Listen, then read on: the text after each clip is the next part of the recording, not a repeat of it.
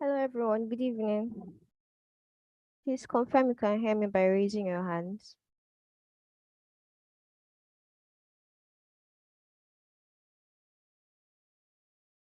All right, you can drop them now. So, how have you guys been? Long time. I okay, so I learned there was. Can you guys hear me clearly? Am I clear enough? Okay. So I learned there was a review session in the last class where your designs were dealt with and corrections were made. But there's still a few stuff that I saw when I went through the designs. Okay, a few elements like UI UX design elements that most people did wrongly or missed out on that I just want to talk about.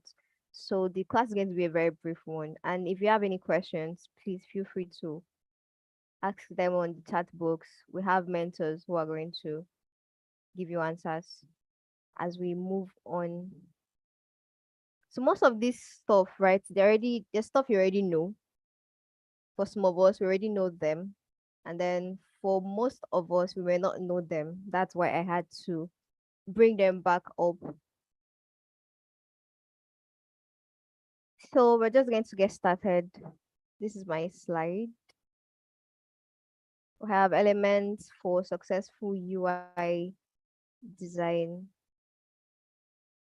So what you learned today, we have basic UI UX elements, where and when to apply them.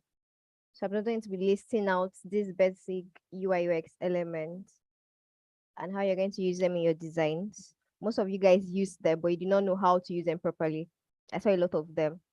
So I had to pick them out and let us deal with it one after the other. So these are the elements I'm going to be talking about today.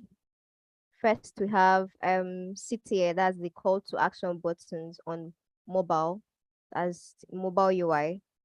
When to use radio buttons and drop down menus. We have placeholder, context of field requirements, error messages, icons, modal, and drop shadow. So like I said, each and every one of these elements, most of you guys use it in your designs.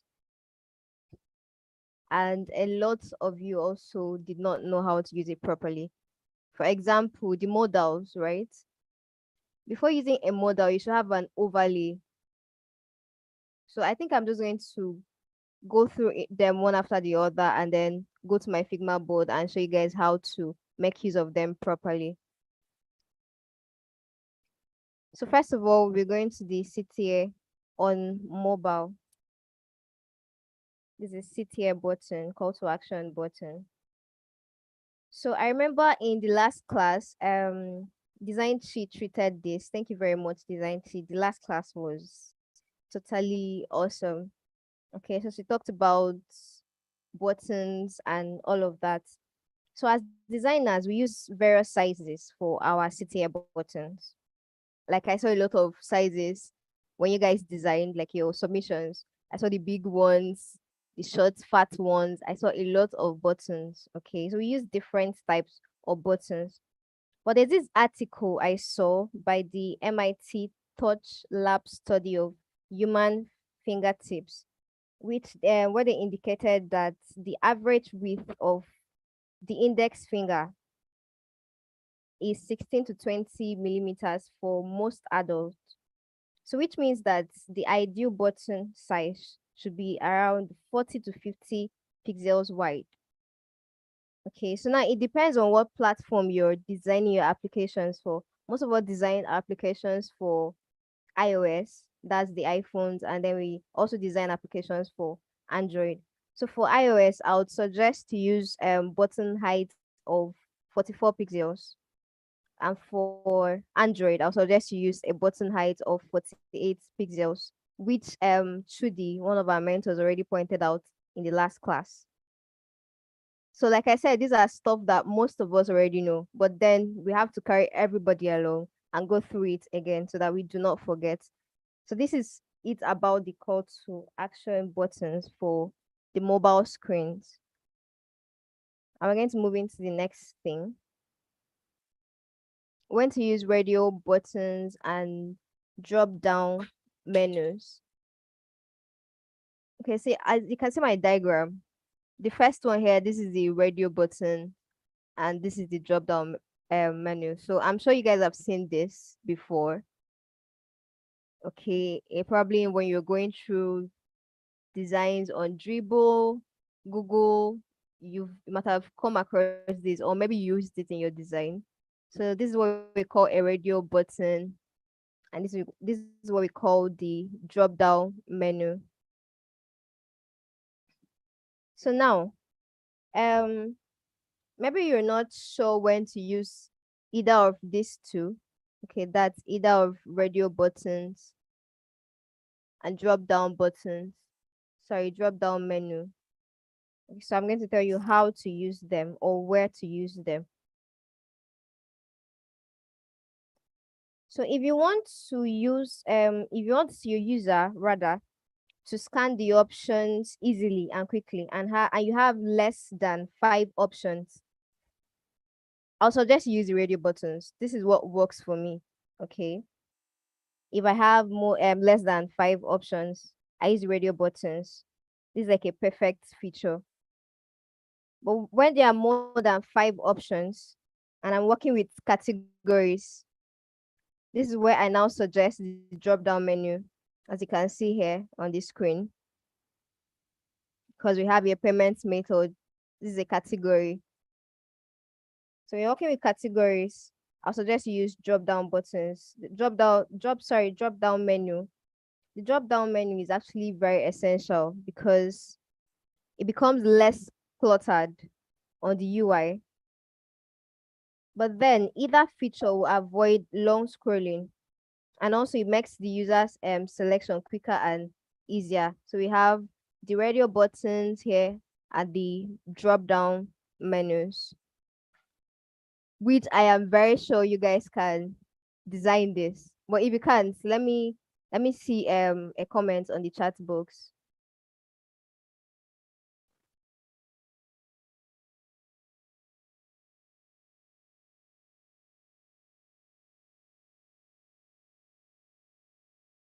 Okay, so silence means that everybody can actually design this.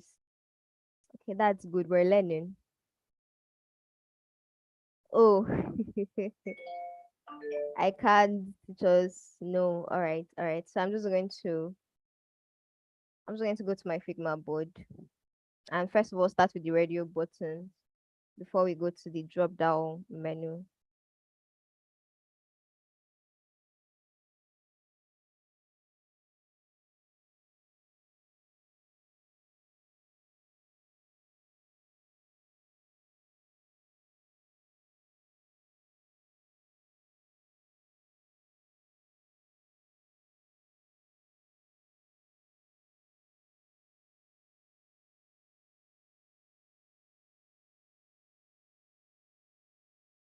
Okay, so I'm sure you guys can see my Figma board, right? You could just say yes on the chat box, so I know that I'm carrying everyone along. All right. So we're just going to do a quick one. First of all, I'm going to get my Eclipse tool, which is the circle, and I want this to be 20. So I'm just going to zoom in.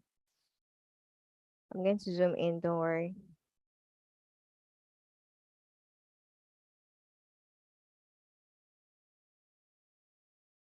Okay, so we have this. Now, how do we create this radio button? First of all, I'm going to add a stroke and take out this fill. I'll just use a random color. What color do I use? I like to use blue.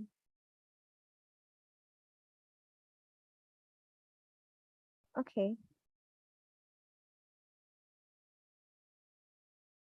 And then I'm going to duplicate this guy and reduce it.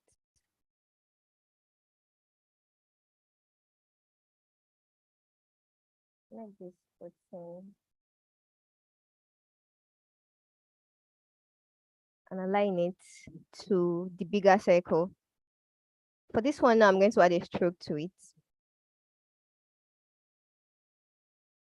We're going to use this color. Okay, so I'm going to get my text and write my option. Yes. Use our color blue.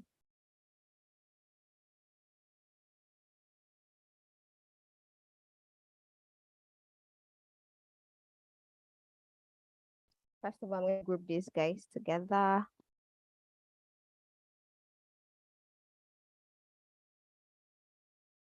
Now group all of them. Okay, and align this, okay, vertically.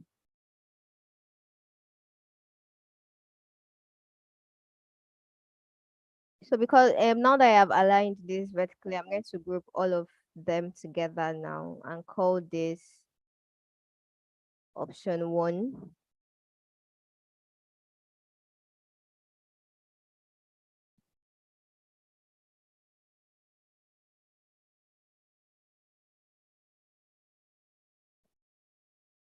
Okay, but then we know we have we're having yes, we're definitely going to have no. So I want to duplicate this guy, but then if this is being, because having this small circle inside the bigger circle, this already means that this is actually, this person has picked the option yes. We cannot have the same thing for no. All right, so I'm going to do this. I'm going to select this guy and then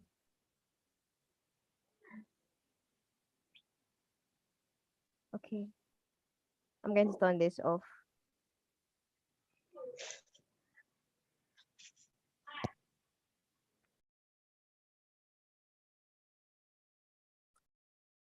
And I'm going to call this guy no.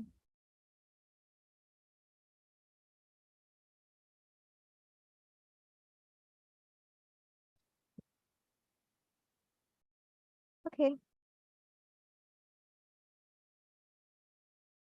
Call this. Okay, we have this as option 2 already.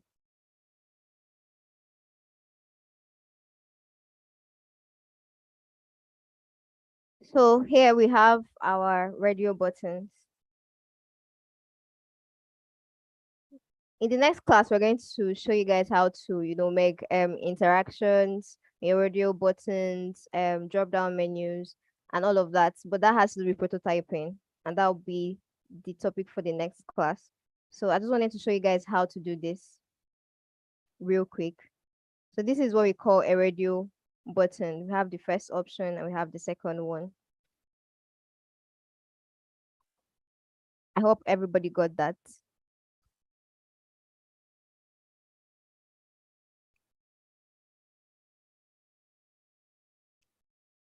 Udeme Jonah, do you have a question?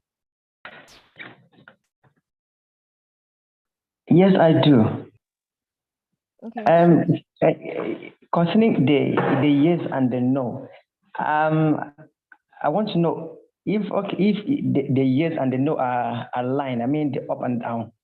If they are aligned, or if it's a must that they should be aligned, where the y and the n is situated. I mean. Yes, they are aligned. Okay, thank you. All right. So as we move forward in this class, please, if you have questions, use the chat box. Okay, sorry. All right. Thank you very much. So with that being done now, I'm just going to zoom out and then show us how to create a drop down menu.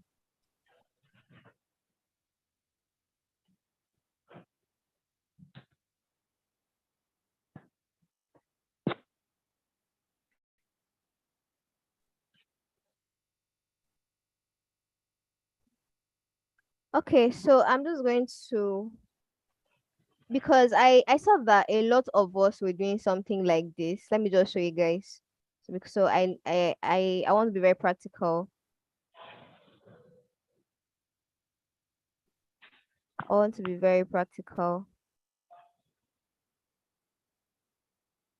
So I saw a lot of people doing this, getting a rectangle and then getting a text to write their options on it. Maybe we have goods here. They fixed it like this.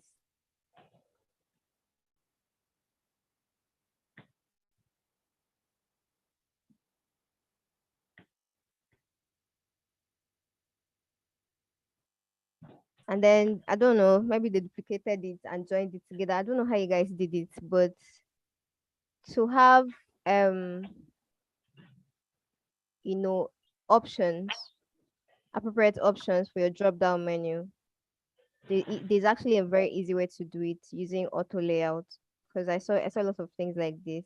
So I'm just going to delete this. So let's say we have this guy that says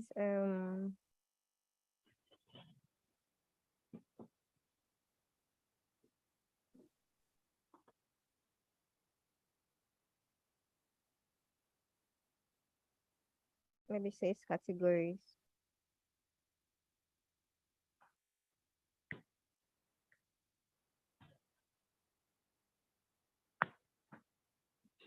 And also maybe we had, let me get my icon. We had a drop down icon.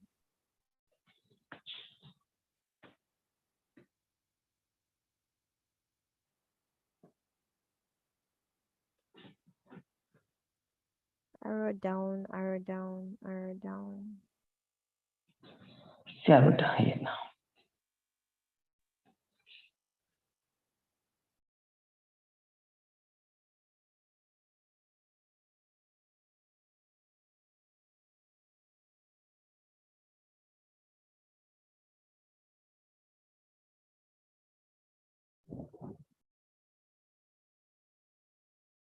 Okay, I think this is fine. All right, so as I always want to do,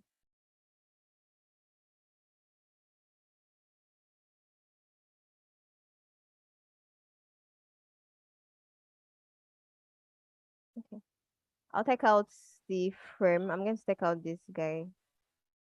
This is what I want.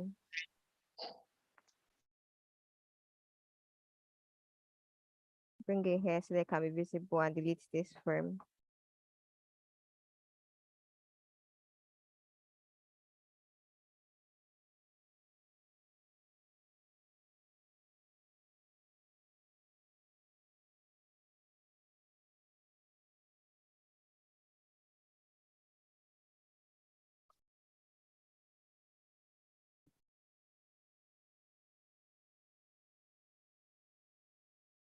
About that.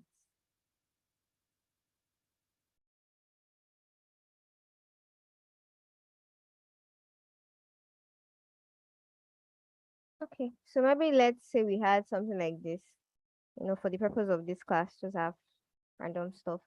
Okay, so this the categories, right? And then we have the list of, the category items. I could just have something like food. I'm going to add auto layout to that. Shift A. So if you have any questions, like I said, please put them on the chat box. We have mentors on the call that would address your questions. Okay.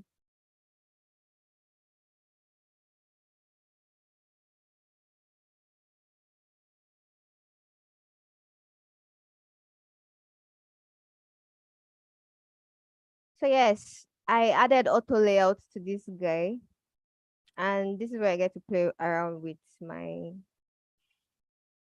paddings. We have 10 here. I think I'm okay with this guy's right padding. I'm gonna decide to extend this one, make it maybe 50. Depends. And then add a fill to it.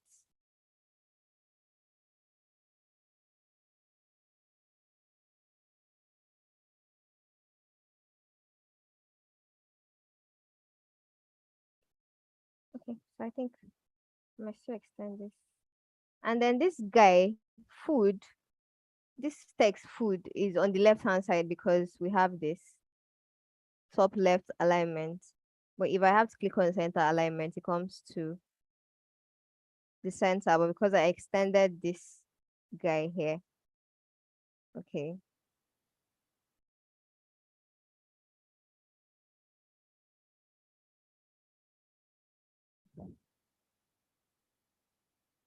So I guess we'll be working with this. So when this is done,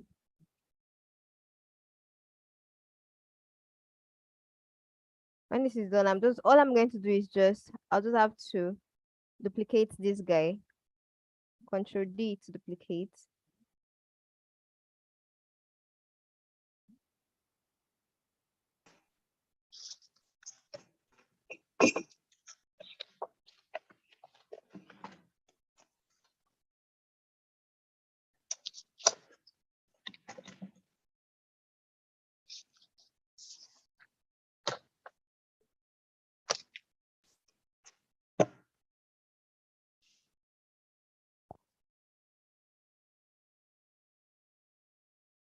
Okay.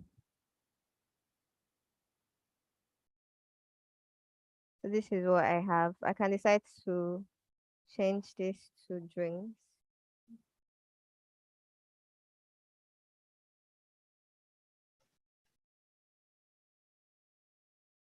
Or change this to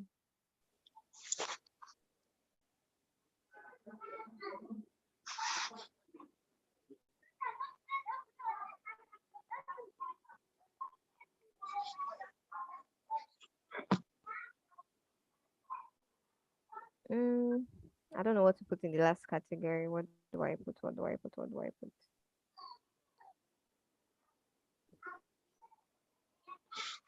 Mm,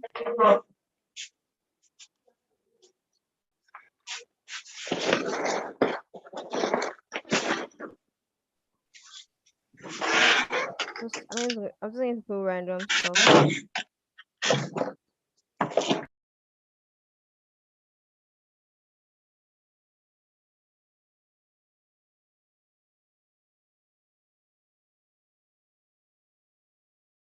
Okay.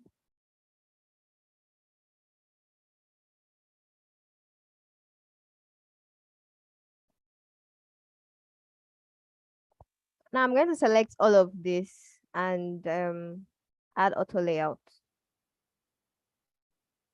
Okay. So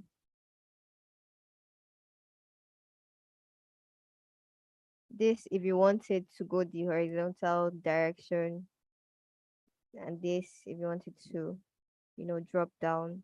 This, if you want the spacing to be more than what it already is right now. So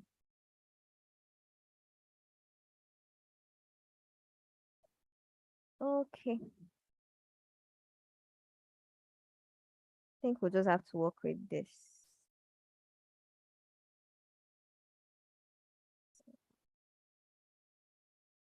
I think we'll have to work with this.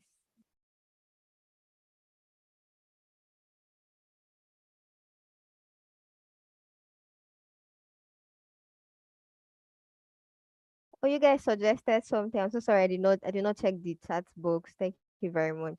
So the reason why I like to use this guy is I can actually, if maybe I have, okay, let me undo that and show you guys again. Maybe I have drinks, right? And then in the course of the design, I'm told that drinks is no longer a category.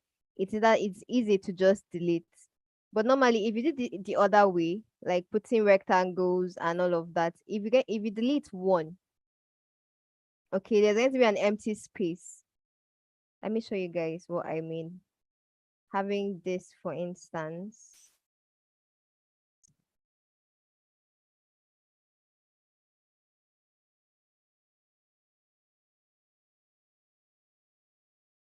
I'm just going to do the same thing I did. So if this is what you did, right? You put food here, drinks here, snacks, wine, just like we have here. Okay. So if I decide that if they decide that okay for this design that you're creating for this product, we've decided that I know we told you drinks is one of the categories, but now we are changing our minds. We're taking out drinks as a category. And then you click on this guy and delete. Have you seen this space? Well, let's see what we have here. I'm going to delete drinks. Have you seen the difference? This is what happens when you use auto layout, and this is what happens when you do not use auto layout for your items. So this is actually easier. And I'm sure everybody got that. So you should copy this method whenever you're working on designing your drop down menus. All right. So I'm just going to go back to the slide.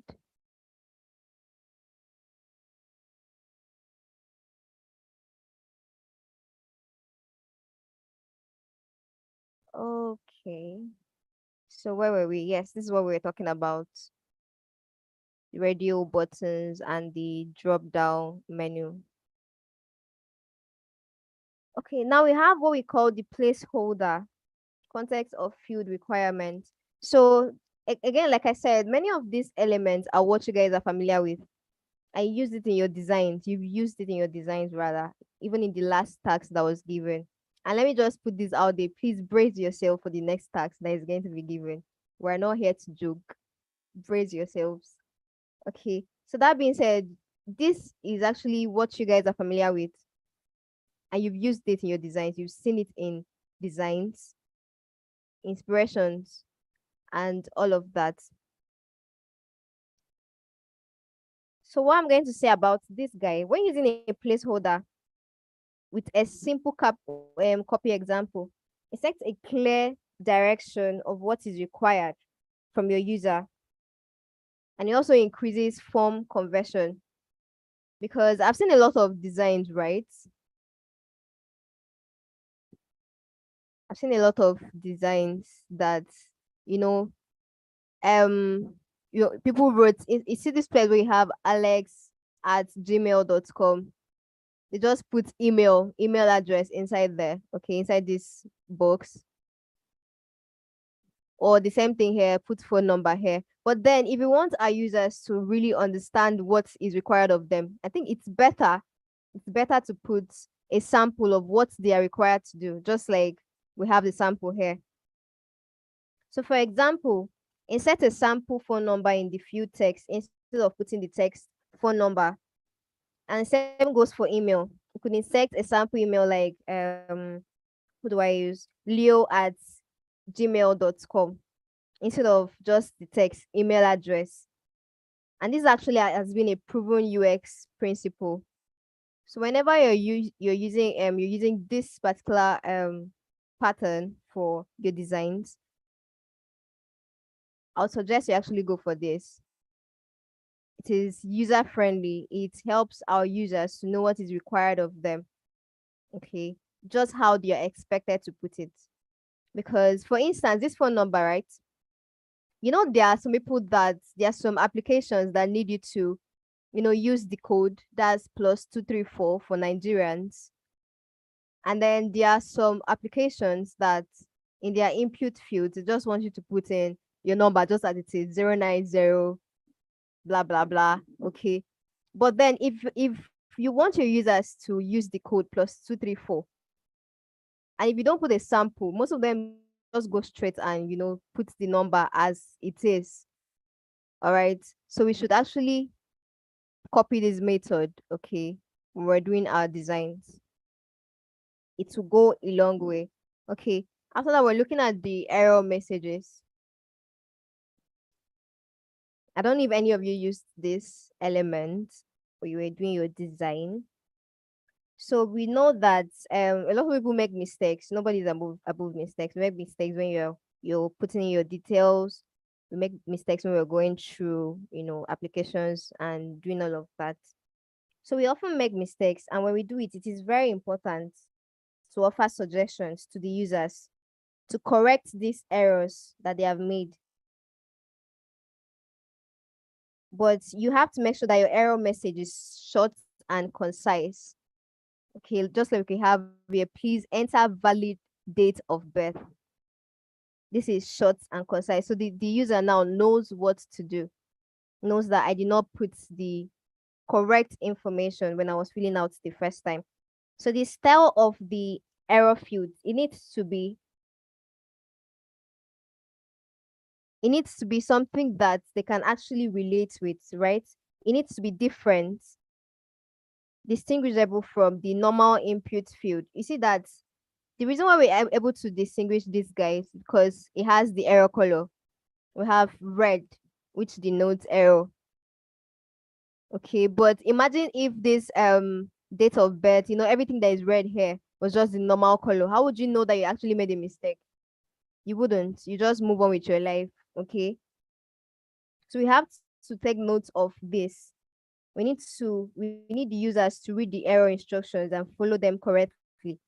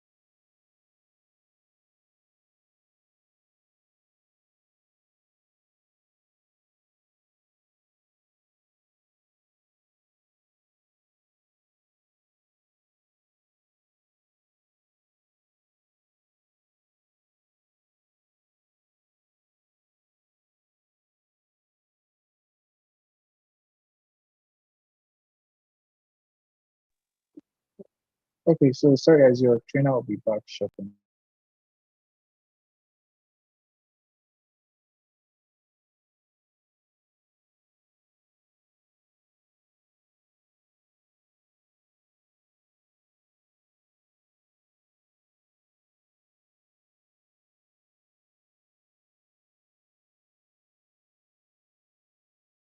Okay, sorry about that, guys. I had a little network issue. Okay. All right, so where were we? Icons. We're at icons. So I was saying I've seen a lot of icons, right? I've used applications. I've used applications that had a lot of icons that made it very difficult for me to understand what I was supposed to do next, okay? Or what the icons stood out for. I know a lot of us we don't like put in a text to make the user know that this is what this icon is meant for, this is what this icon means. So now we're going to be talking about icons. I want you to know that the use of icons should always have a primary goal to communicate a concept quickly. So the design should always have an understandable symbol that is readable and represents a strong meaning, and also reinforces the functionality. So if I'm saying this, for instance, I know this actually means home, this means profile, this means star, this means cart, this is search, this is menu. Okay, we have share, this could be wallets, this could denote wallets, this notification, this message or email, and this send. Okay, so when you're making use of icons, you should ask yourself, will my users understand what this thing means? Would they be able to, go through or navigate through my product with the kind of icons that I am making use of? So this is what we should, okay, think about when we're designing our icons, or we're making use of icons.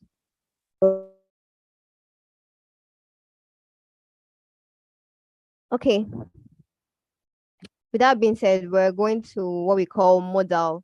So I saw a lot of this. I'm going to go to my Figma board very soon because of this. I saw a lot of this that you guys used. But then there was no what we call overlay. Okay. There's what we call overlay in design. And most of you guys did not make use of it. You just placed your model on the design. Your model is white, the design is white. So it's just the contrast was a no. It did not really make sense. So this is what a model looks like. Now, what is a model? A model is like a secondary window that communicates or provides an action inside the same process. Okay. And a model is actually very useful for communicating additional information or directing the users without forcing them to leave the page. Okay, so it's like a prompt. This is an example. So let's say the user clicked on add new upload, and we have this model, add new upload. Okay, so we have download plugin, or we have upload here. So this is an example of a model, and a lot of you guys used it in your designs. So I'm just going to do this.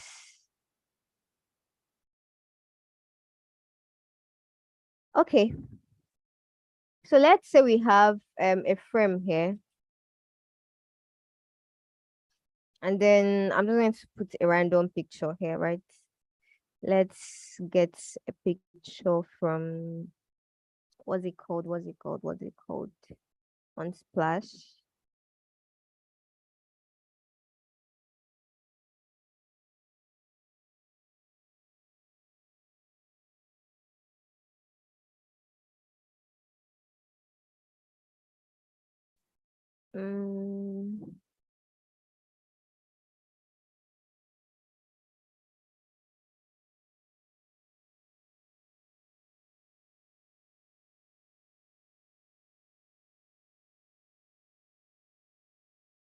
Okay, so this food picture is actually making me salivate. Oh my god. Okay. So we have this now, right? And maybe you wanted to prompt your user to do something. Or maybe your user actually did something. And maybe you want to say successful or any of that. Let's just play around with our model right now.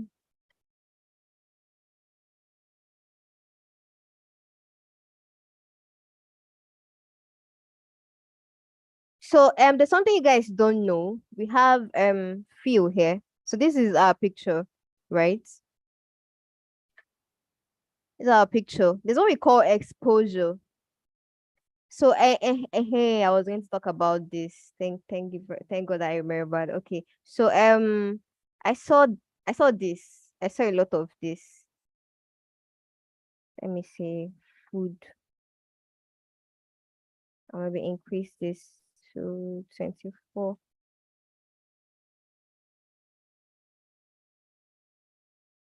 I saw a lot of this, and I cannot read this. I saw a lot of people doing this, placing text on pictures without either adding an overlay or reducing the exposure of the image. This is not good. This is not good at all. I saw a lot of this. So if you want to make sure that your text is actually readable, okay? So this is what I'll do if I were you. I'll do this. I'm going to reduce the exposure of my image here. Okay, you can play around with this guy. This is way better. Like this is way better than just placing the text on the image. Okay, and then causing the users to strain their eyes or making the text difficult to read. Okay, so this is what I'll suggest when you're working on your designs from now henceforth, okay, to make it easy for our users to read. So with this now, I can actually see clearly, okay, no matter where I place it. So I'm just going to duplicate this guy to show you what I mean. So for this one, I'm going to take the exposure back to where it was. Oh, that's too bright. Okay. This is how it was. So we're talking about modals. I'm going to get my rectangle.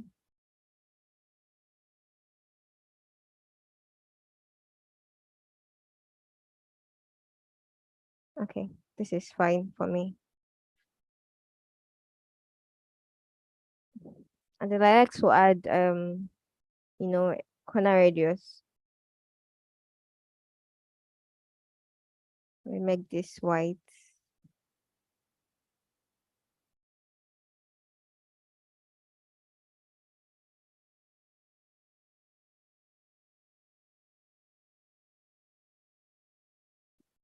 Okay, so this is like a model.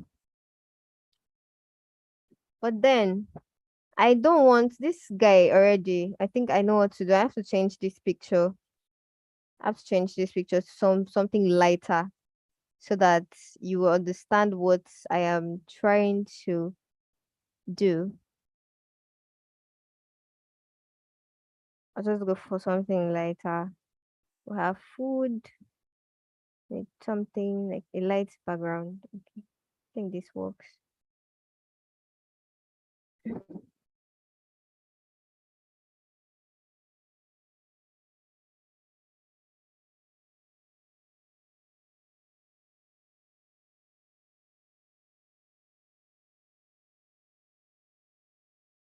Oops, that was not intended. Sorry about that.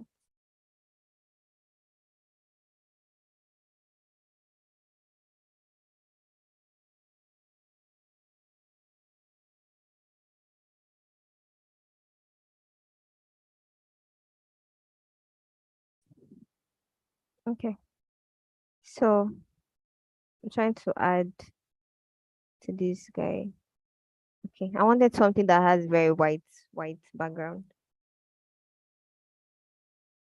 So I saw a lot of this. I don't want to start writing, putting text on this screen. That's what I'm doing. I'm adding an animate to this guy here. So I saw a lot of this, and it doesn't look quite all right, okay, for the user.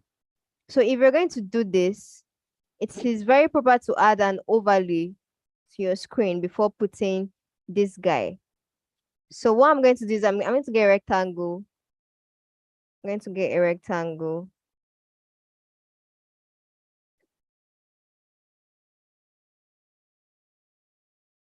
Make sure it's the same width And what's the height of this guy? 812. So I'm going to do same for this guy. 812. 812. Okay. All right, so I have my rectangle. I'm going to get the color black and reduce the opacity to maybe 34. So with this now, it looks better. Okay, especially if you had a text, if you had maybe this was your home page and you had categories, you had all of that. So like I said, I saw a lot of this. This is actually proper. This is actually much more better than what a lot of us were doing. Okay, so if you want to create a model, this is better. I would say you go for this instead of what you were doing. Okay. So now that's a model. All right, and we're going to go back to the design. So like I said, today's class is going to be very short.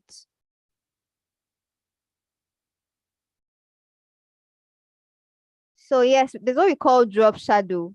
And this one I actually noticed in the very first design task that was given. You know, when we were asked to replicate the dribble design of the Chinese boy, okay, the website.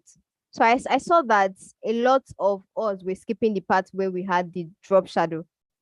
I'm sure a lot of you be confused. What's drop shadow and all of that? Did you even notice there was a drop shadow on the design? There was actually a drop shadow for one of the cards. But then a lot of people did not use it, probably because you did not know how to use it or you did not know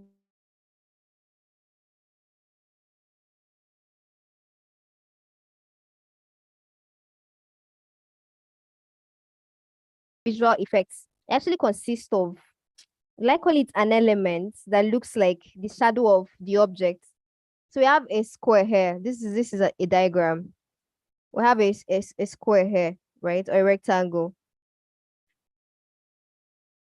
Okay. So it consists of an element that looks like the shadow of the object. You can see it here.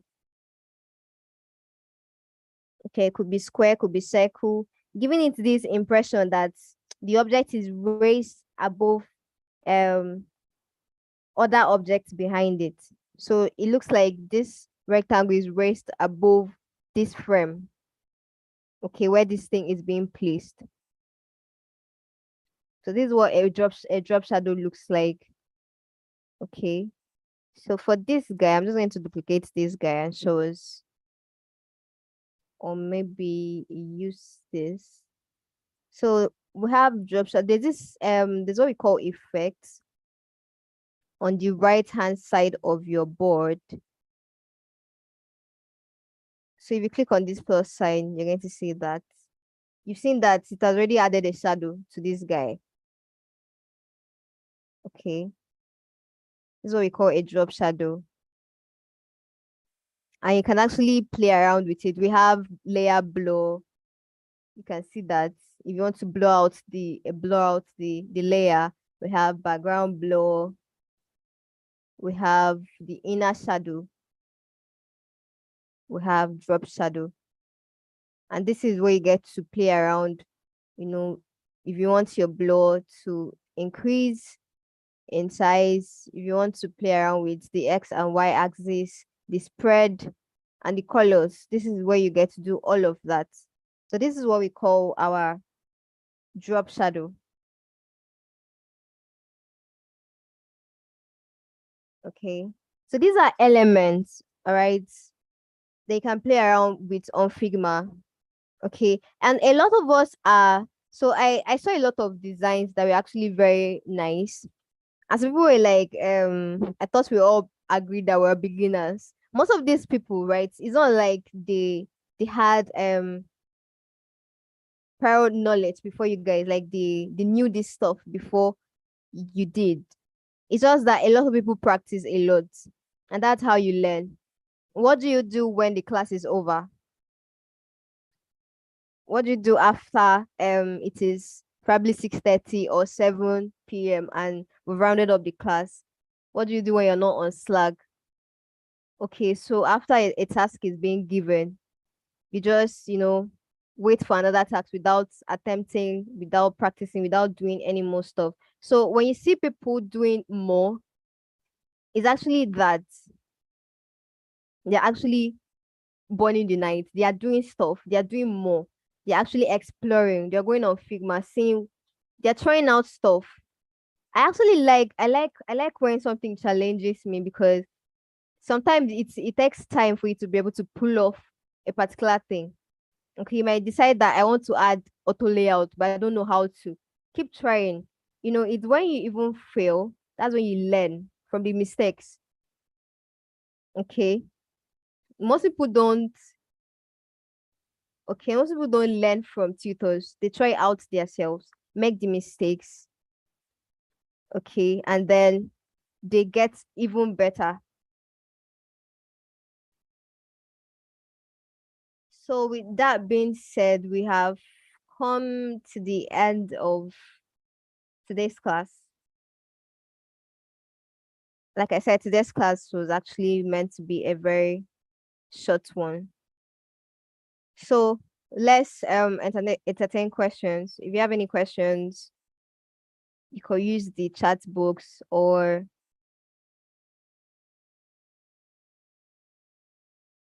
raise your hands.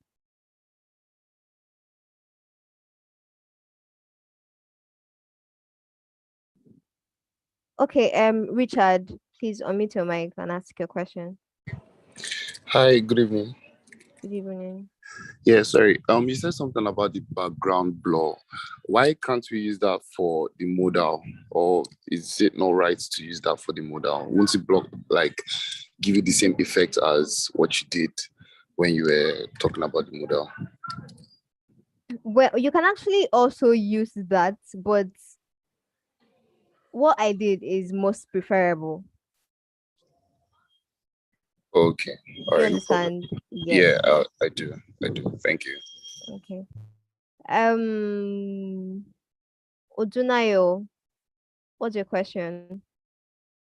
Okay, good evening. Good My own evening. question is about the error messages. Let's say Okay. now I'm designing for a project.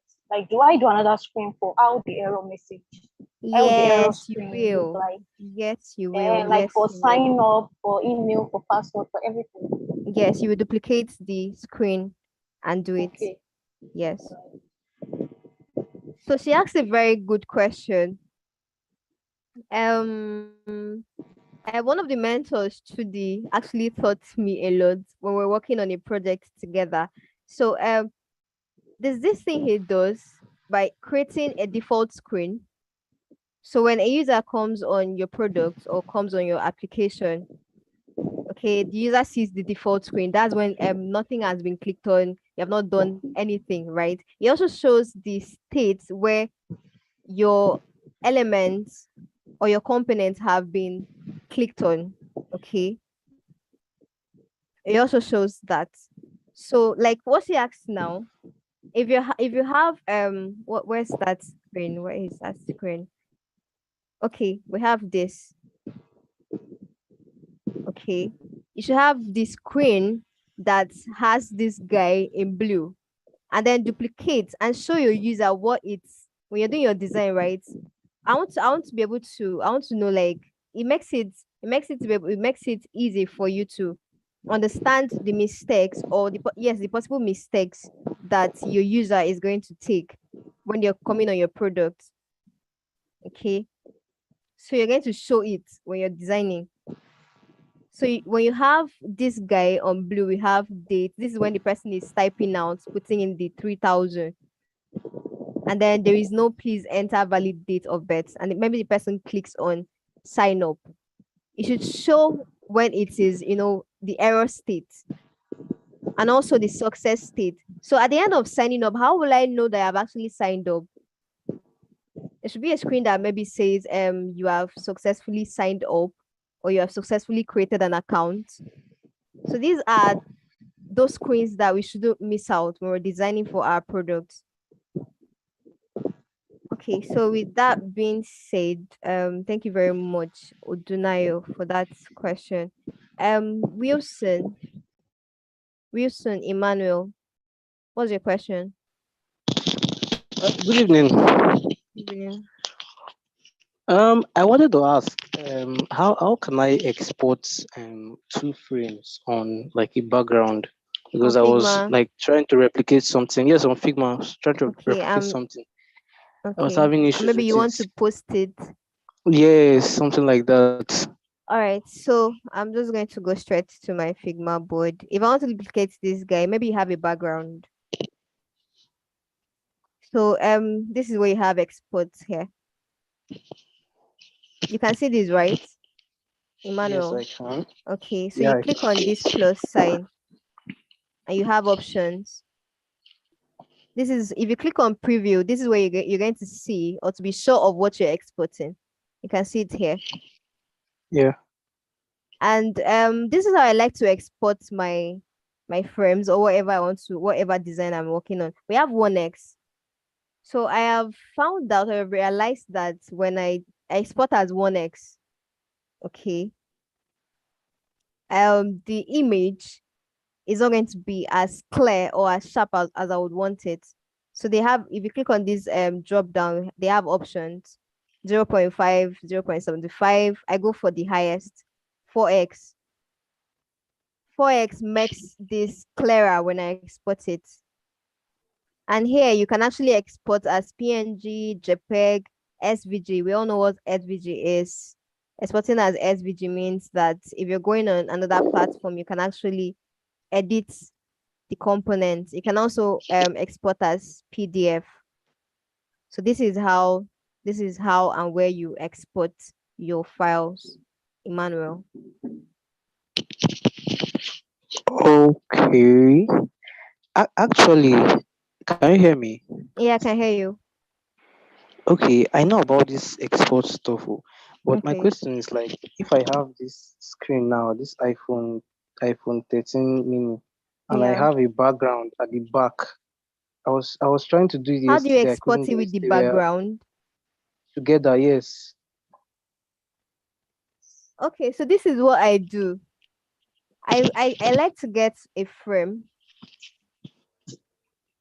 I like to get a frame, probably a desktop. And then I'm going to copy these guys, select them, and bring them here. So once you click on this guy, they are in this frame now. So they are one. Do you Okay. understand?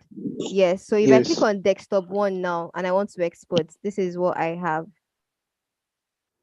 Have you seen that? I can decide that okay, Yes. I don't want this guy to be was it white?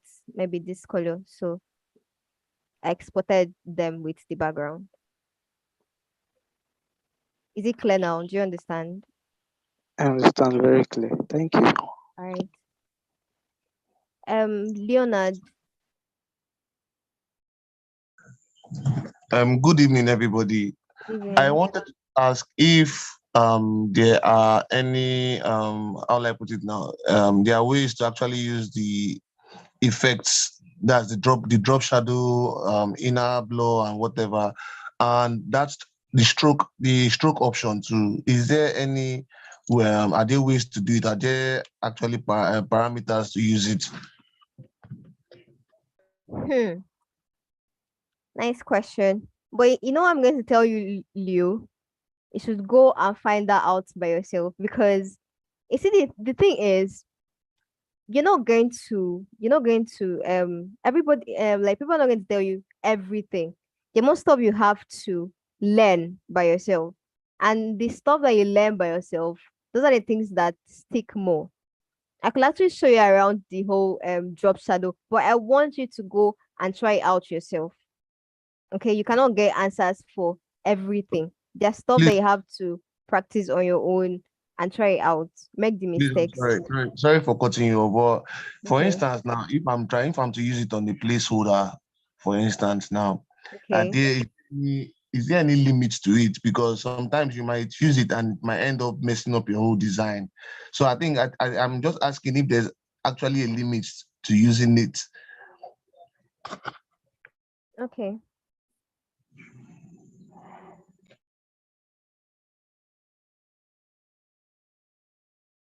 So what I'll tell you, Leo, is that there is no limit. Okay, you have to. Okay, I think this is where what design she said the other day comes into play. This is where you use your eyes. Okay, you have to use what works for your design and what works for you. If you put in let me just get a rectangle here real quick. If you put in a shadow and you realize that this is too much, it's in your place to either take it out. So let me just do something real quick and then maybe change this to a lighter. This is too light.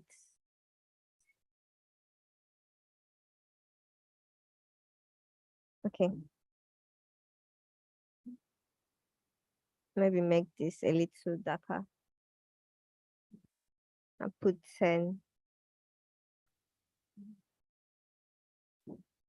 Or you want to add a shadow.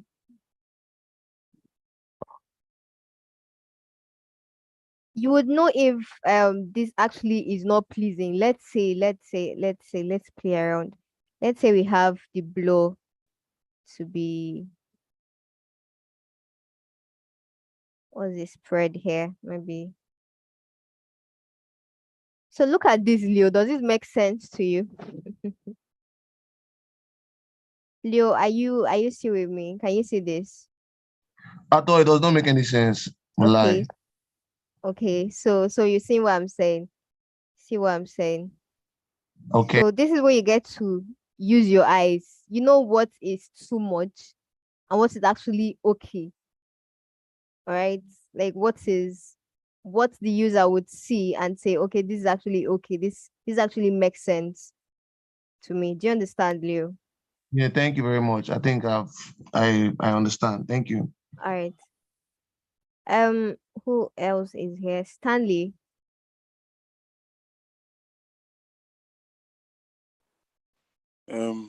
Hi. So sorry, my question is about the error message. Okay. So imagine a background which is red, and you have to use an error message on that same background. So can your the color of your error message like just maybe I don't know, lighter shade of red or something like that? I don't know. Why would you even have for a sign-up screen have a red background? I mean, Stanley, why I would you don't, do that? I don't know. Is it I mean, I think some what? I don't know. Let me not go and talk past myself, sha, but I know some apps might have that, and I'm just saying, sha, I'm just saying Have you ever seen that? Or you're just trying to create scenarios in your head, something like that. something like that. So design sheet talks about colors, and using red for a sign-up screen doesn't make sense to me. It doesn't at all. It doesn't. But even if the person wants to use red, it should be a lighter shade. In order for this, we talked about contrast. In order for this other red, to maintain this hierarchy in the design.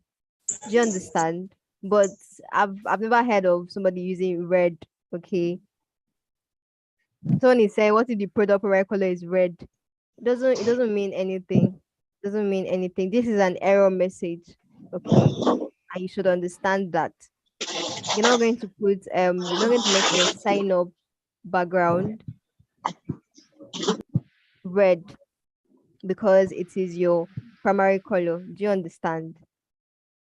Stanley, do you Yeah, understand? yeah, I do. All right. Yeah. Thanks. And again, I'm going to say, I know Design Tree and other mentors pointed this out, but I beg you, keep your designs as simple as possible. Do not put in different components, making your components choking, like there's no space for these components to breathe. Everything is just jam-packed. It doesn't make any sense. Putting in different colors as if you're designing the coat of many colors. Really, just keep it very simple. Keep it very simple. And I saw a lot of simple designs, and I think that's the designs that actually, got me attracted. Like they were actually very nice. They kept it very simple. But then a lot of the designs had a lot of colors. And I'm wondering, are you designing a music album? What is going on here?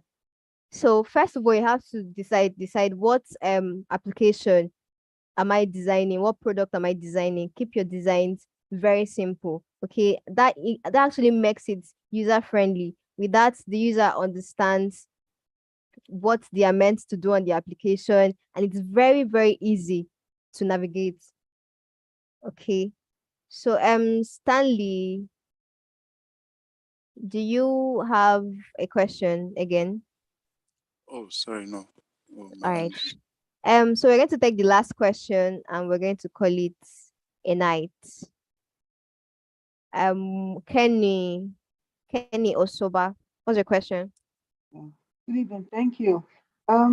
Please, I'm just a little confused where you use the black, you duplicated the screen and you Okay. used the black background. I'm not sure I Yes. understand what you are trying to do there. Okay, I'm just going to go back to that. Yeah, thank you. So what was I doing here? For this first one, right? I was trying to show you guys that, okay, I said I saw a lot of people, right? That, let me take this back to how it was when I first saw it. So this is how this image was when I added it. Now tell me, Kenny, can you see the text on this background? No, it's not easy to read. Exactly, because the contrast. Okay. Yeah. It doesn't make any sense. But then I saw a lot of this in the submissions. I saw people putting text on images, especially those with white backgrounds. And it was very hard for me to pick out what they were writing on them. So there's what we call exposure. When you click on this image and this pops out, there's what we call exposure. We have contrast, saturation. That's why I said explore Figma.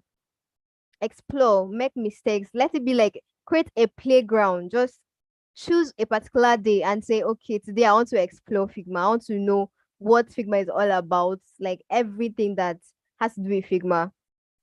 Okay, so there's what we call exposure. And if I want this text on this image to actually be visible, I'm just going to reduce the exposure of this image. And this is even much more better. I can decide that, okay, where's this guy? Food. I want this to be my logo. So I could just call this foodie, for instance. And maybe use where's one of the signature fonts. Where are my signature fonts?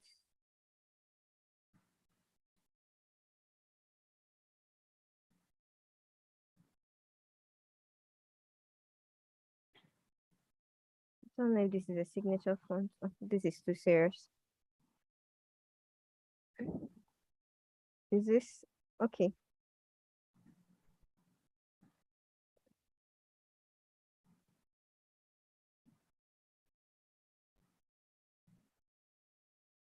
How about this one? Okay, so maybe yes, I want this guy now to be my logo.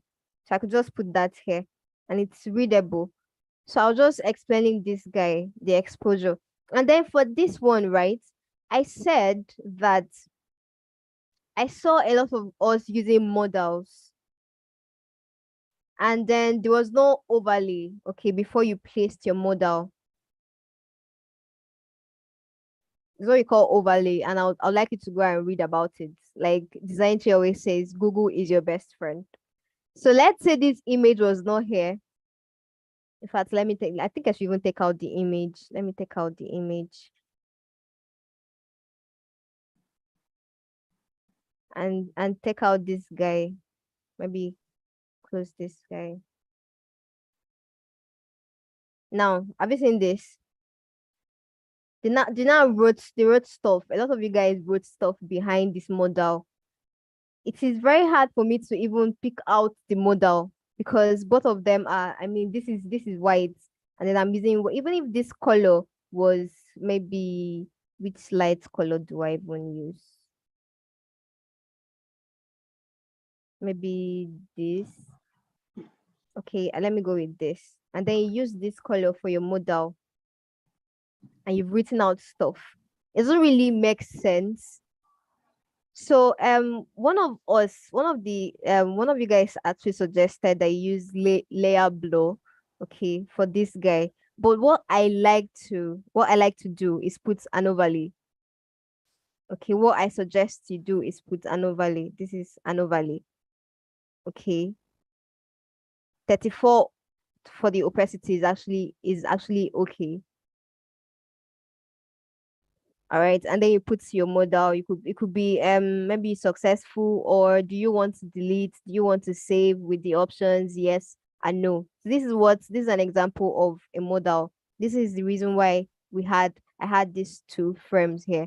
Do you understand, Kenny? I'm not sure, but maybe I'll go over it. I'm not sure. Which one? The last one, the second frame. Okay. Yes, because now you remove the picture.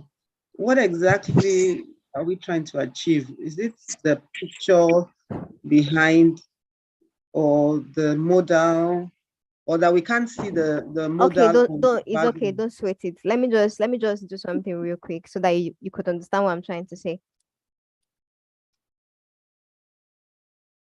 So first of all, I'm going to take out this guy. This is my model. I'm going to shift it to one side. And this guy is going to be white background. Okay, so I'm going to get random text and put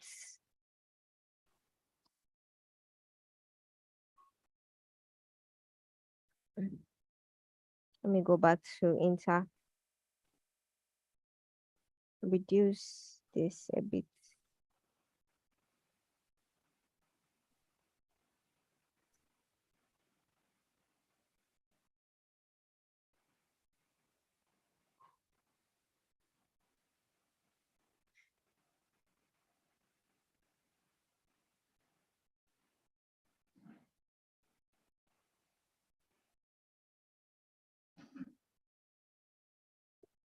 Maybe this is what we had here. I just want you to understand why I am doing.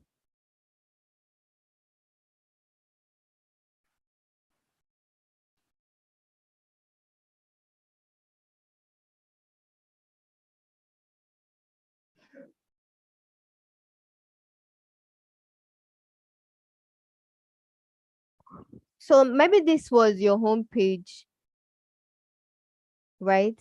And then maybe we have this guy here to show that this is your profile. And we have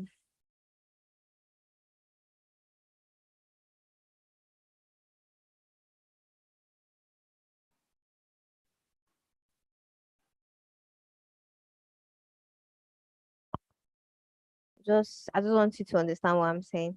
Okay, so now we have this. I'm going to get this guy back and put it on top of this guy. And now I now say what's successful, for instance. Not change this guy.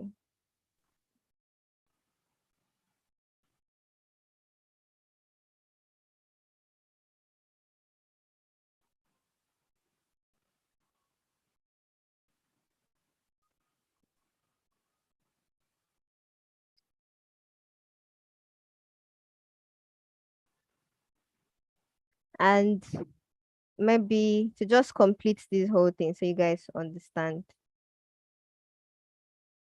I'll get an icon Mm.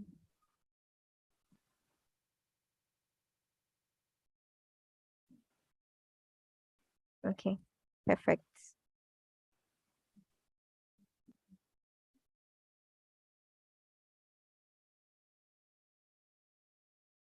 So, like I like to do, I'm going to take out this guy. Maybe pick a random color, blue.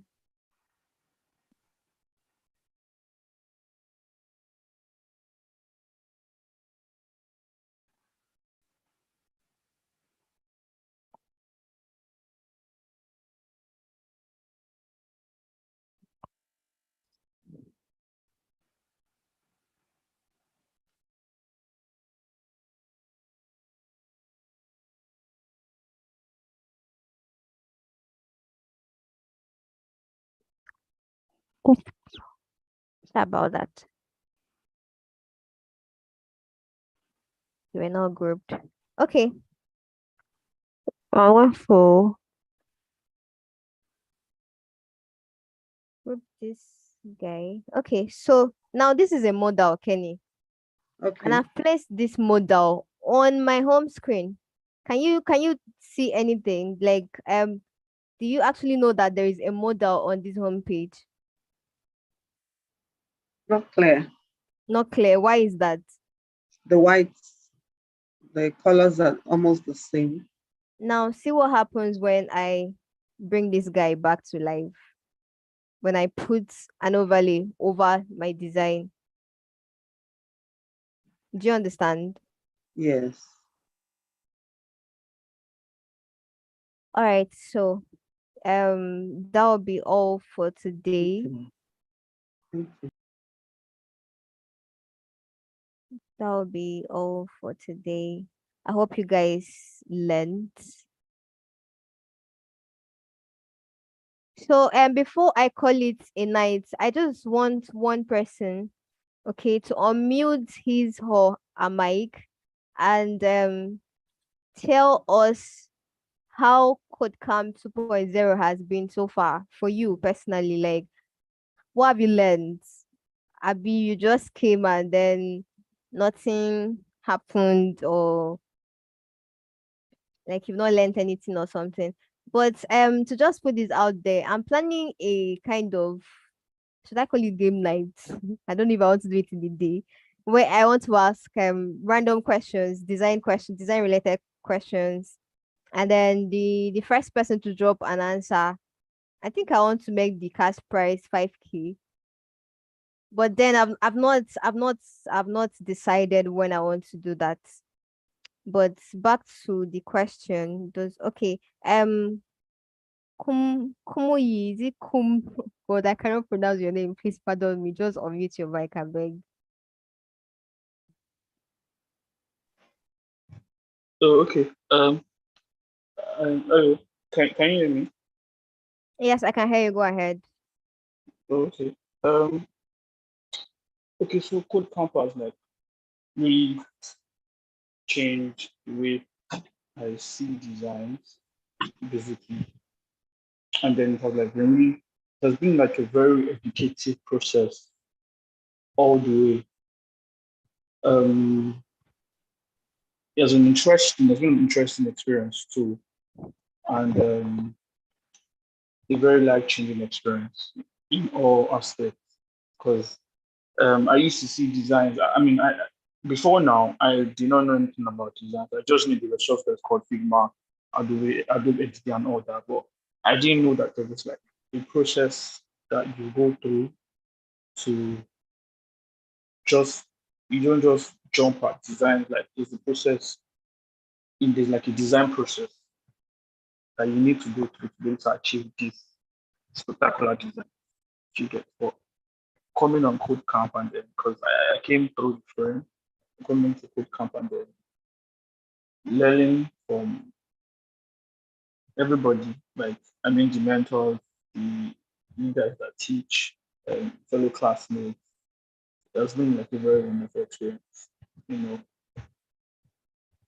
very also challenging. Yeah, I think challenging is also the word I'll use. To get it to qualify. Challenging, yeah. that's what I want to say about CodeCamp. And I like it. I love it. That's all I'll say. Okay, thank you very much. Thank you very much. Okay, so I need two people to tell me what they learned from today's class. So I know that this class was not wasted. We actually learned something. Two people, please just raise your hands, and then I'm going to call you up. Two people that you just tell us what you learned from today's class. If nobody learned anything, Jesus, you guys, that'll be so bad.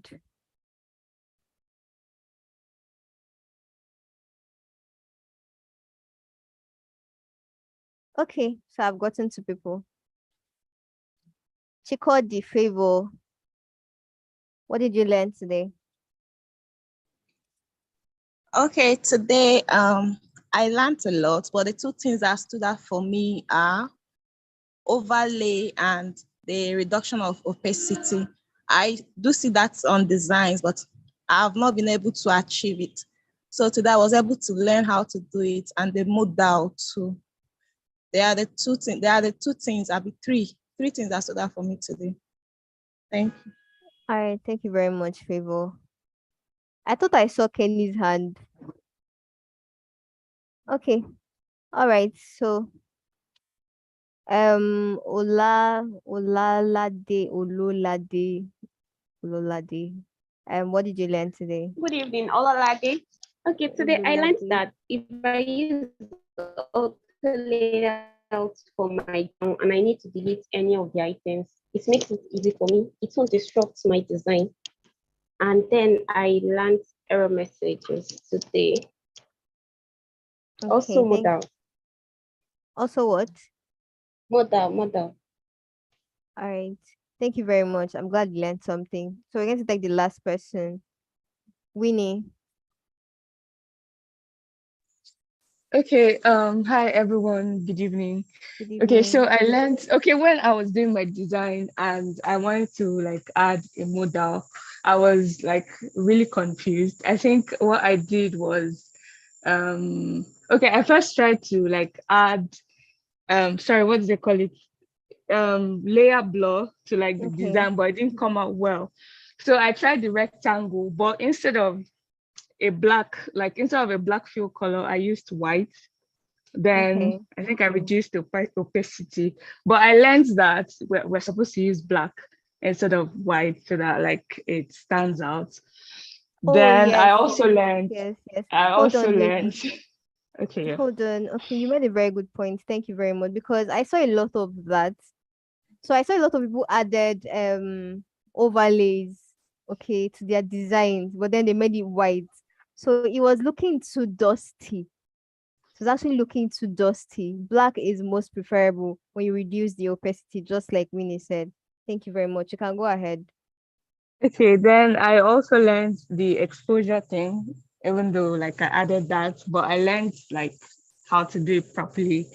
And what else? Yeah, I think that's basically it. Exposure and how to properly put overlay in design. So yeah. Okay, thank you very much, Thank you. Winnie. I'm glad you learned a lot. All right, so I would like you guys to go ahead, practice. If you have questions, we have the Slack channel, meet the mentors, push out your concerns. That's how you get better, like I always say. But make sure you're doing your thing, okay? And be consistent, okay? It pays a lot. Don't put in one leg today and then you take out one leg tomorrow. Consistency pays a lot. Okay. So like I said, brace up for the next task. It's going to shake the heavens. Don't say I didn't tell you. All right. I don't know if Ikes has anything to say before we end the call.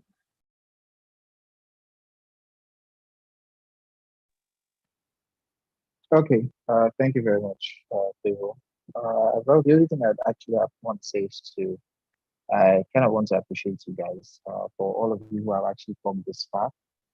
So good job to you guys. Good job. And like you said, yes, brace up for the next task. It's going to be a bit tough. Okay, of course, you're going to be moving to stage 7. We have 2 more stages to go, 7 and 8, and then of course, once you get to 8, that means you have made it to the final stage. You are part of the finalist, and of course, that qualifies you to be part of the project phase, which will in turn lead to your certification. So you've actually gotten to this point. I'm not expecting anybody to give up now. Keep pushing. If you have any challenge or concern, questions, just reach out on Slack. Okay, so thank you guys very much. Okay, if you have comments on your board, please go and make sure you actually do justice to them. Have a wonderful day, guys. Thank you very much.